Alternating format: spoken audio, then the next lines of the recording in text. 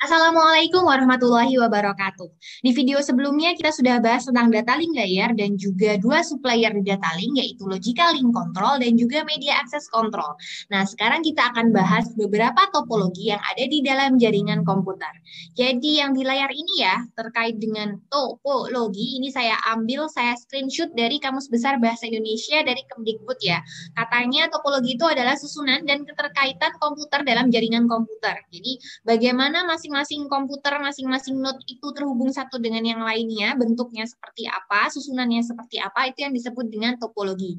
Nah, nanti di bahasan selanjutnya kita juga akan mendiskusikan bagaimana lapisan data link bekerja pada topologi yang berbeda, karena ini nanti sangat berpengaruh ya, bagaimana mengkontrol akses ke medium kalau menggunakan topologi yang berbeda-beda. Oke, kita akan bahas terkait dengan perbedaan antara topologi fisik dan juga topologi logikal terlebih dahulu. Jadi di sebelah sini adalah yang topologi fisik ya. Kita lihat ini menggambarkan fisiknya, perangkatnya itu akan diletakkan secara fisik seperti apa. Misalnya di sini ada router satu yang mana dia terhubung ke internet ya. Kemudian ini ada infonya juga dia berada di rack satu, ini ada di sel satu gitu kan. Jadi di susunan yang ke berapa rak ke berapa gitu kan. Kemudian ini ada di rak satu sel 3, ditaruh perangkatnya itu di mana. Kemudian ini itu ada di server room ya. Ini ada di server room, kemudian ini ada infonya juga, ini ada di rak satu, rak 2, sel satu. Kemudian ini ada servernya, perangkatnya ada 3 server ya. Kemudian ini di IT office ada printer. Kemudian ini ada di ruang lain, ada kelas satu, di kelas 2, kelas 3, dan lain-lain. Kita lihat bahwa kalau topologi fisik itu menggambarkan secara fisik perangkat itu ada di mana. Letaknya, lokasi secara fisiknya itu di mana. Itu kalau topologi yang fisik. Sedangkan kalau yang sebelah kanan kita bahas logical topologi ya. Ini berkaitan dengan topologi logikalnya. Biasanya berkaitan dengan alamat IP address-nya. Keterkaitan perangkat satu dengan perangkat lainnya secara logikal ya.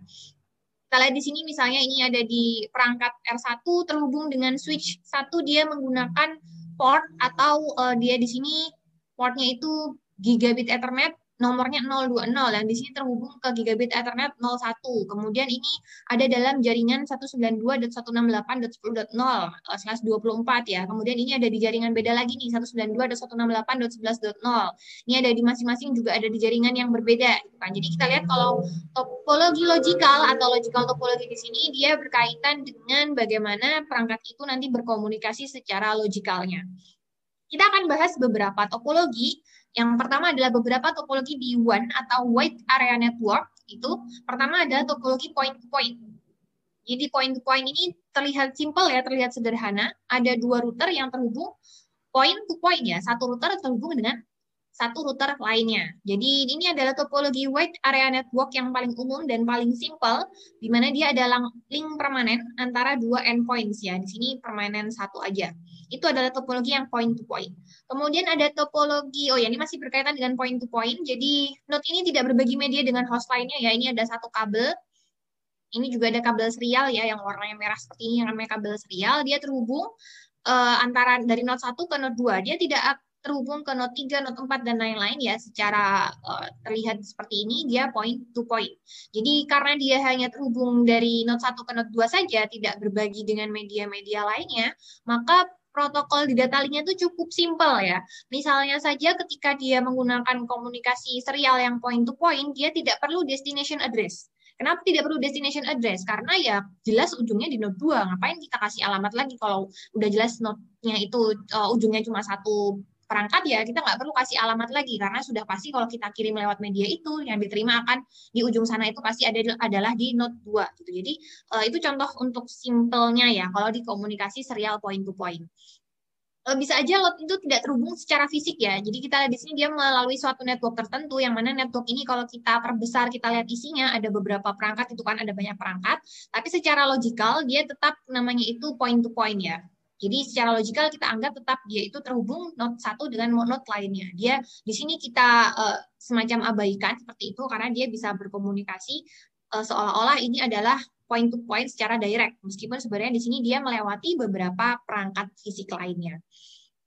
Oke, kemudian topologi wide area network yang selanjutnya ada istilahnya itu hub and spoke ya. Hub and spoke. Jadi di sini itu adalah hub-nya atau sentralnya ya. Kemudian misalnya ini kasusnya adalah suatu perusahaan dengan beberapa kantor cabang nih, kan dia wide area network ya, jadi skalanya misalnya udah antar kota, cabangnya di beberapa kota gitu kan. Nah, ini adalah kantor pusatnya atau headquarternya, kemudian ini adalah kantor cabangnya, dia terhubung ke central site ya, masing-masing kantor cabang ini dia terhubung ke central site. Nah, tapi kalau misalnya dari kantor cabang satu mau ke kantor cabang lainnya, dia harus melewati central site nih. Jadi kalau topologinya hub and spoke seperti itu. Jadi misalnya di sini adalah kantor pusatnya di Jakarta, misalnya aja, kemudian kita kantor cabangnya ada di Jogja, ini ada di Bandung, atau ada di Semarang gitu. Nah, misalnya dari Jogja mau ke Semarang, itu nggak bisa langsung Jogja Semarang ya, harus melewati kantor pusat yang ada di Jakarta dulu. Jadi itu contohnya yang hub and spoke ya. Jadi ini sebenarnya point to point antara Jakarta dan juga Jogja, Jakarta dan juga Semarang. Tapi kalau secara keseluruhan kita lihat bentuk umum semuanya ini merupakan hub and spoke. Kemudian di topologi wide area network yang selanjutnya ada yang namanya topologi mesh. Topologi mesh ini semua perangkat harus terhubung antara satu dengan yang lainnya. Kalau misalnya tadi kita sebutkan kita masuk di skala perusahaan nasional itu ya, ini adalah di Jakarta, kemudian ini Jogja, ini Semarang, ini Bandung, ini Surabaya misalnya.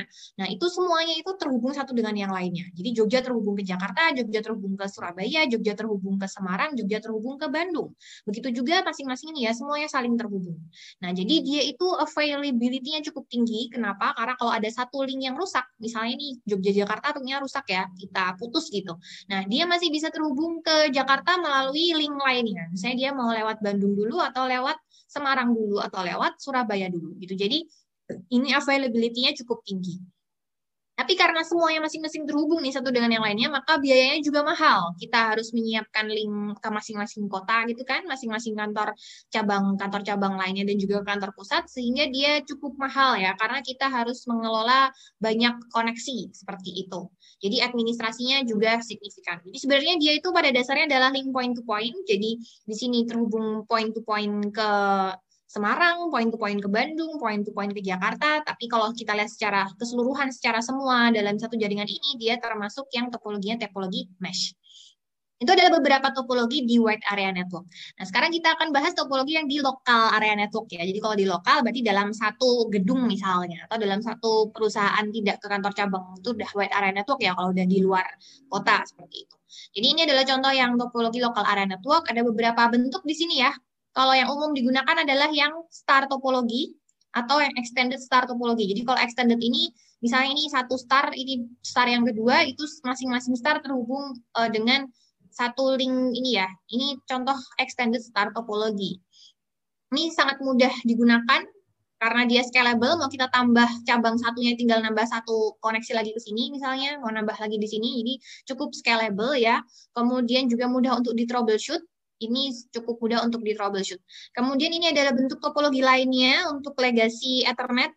Ini dia namanya bus topologi.